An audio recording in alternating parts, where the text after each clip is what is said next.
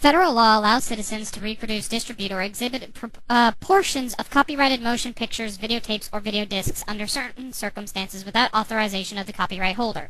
This infringement of copyright is called fair use, and is allowed for purposes of criticism, news, reporting, teaching, and parody. This means you! So, this is the thing. This, for those who are under the same rock I was under, is Wakfu. As of this video, the closest thing to anime I've ever reviewed. It's also probably the weirdest thing I've ever reviewed, and I'm purposely reviewing it blind for the rest of the series, because, simply put, this is really good on its own. I think I understand these characters well enough in just this episode. So to the person who sent this to me, thank you for showing me this one. So the episode starts with a rocking theme song. That aside, we start the story on a beach where we see an old guy, Rule, stuck in a clam. This is where we also see our warrior, Percival, try to help him. We also meet Yugo, our protagonist, who has a very interesting power of portal jumping. After insulting Ruel, Amelia, I believe our druid, tells off Percival and saves Ruel herself. They then look for their ranger, Ava, further in the forest, where we get a bit of history from the island that they're on. I'm unsure whether the show's Viacom-based or not, but seeing as YouTube lost its shit recently, I won't even risk it if it isn't. So I'll tell you the history instead of playing the clip. So the island is Wabbit Island, which is inhabited by Wabbits, who, like Americans, wiped out the natives of the country, who are foxes known as Linolds. At least that's what I got out of the quick explanation in the episode.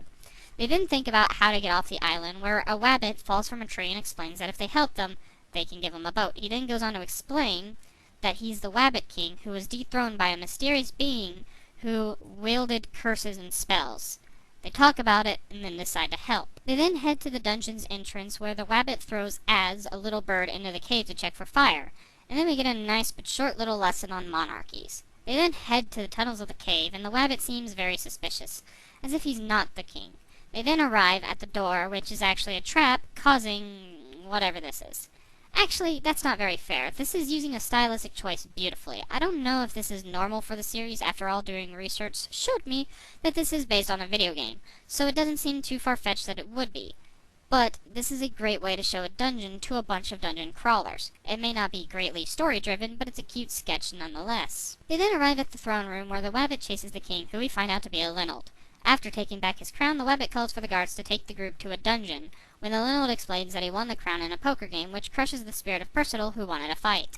So the Wabbit King gives them a fight with two giant mechs that they beat, and the Wabbit sends them off on their boat.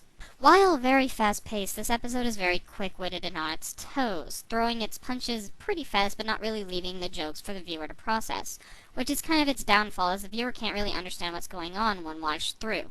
However, that could also help if it's going for rewatchability.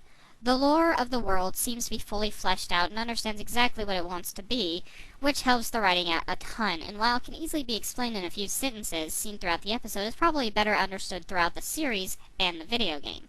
The characters all give these player vibes. You have Percival, the guy who wants to run through everything, Ruel, the guy who studied the wiki, Ava, the serious one who doesn't want any fucking around, one that I can relate to when playing an MMORPG, Amelia, who is more playing for fun, and Yugo, who is kind of someone who is playing for the first time.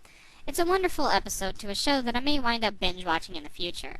Now, next time, I've got another 3-episode special to attend to about a certain Chloe Carmichael. I'll see you guys then. Take care. Thank you guys so much for watching this review. If you guys liked it, give it a thumbs up. If you guys want to see more, hit that subscribe button. And don't forget, there's a link below to a Facebook page that you guys can follow. Take care.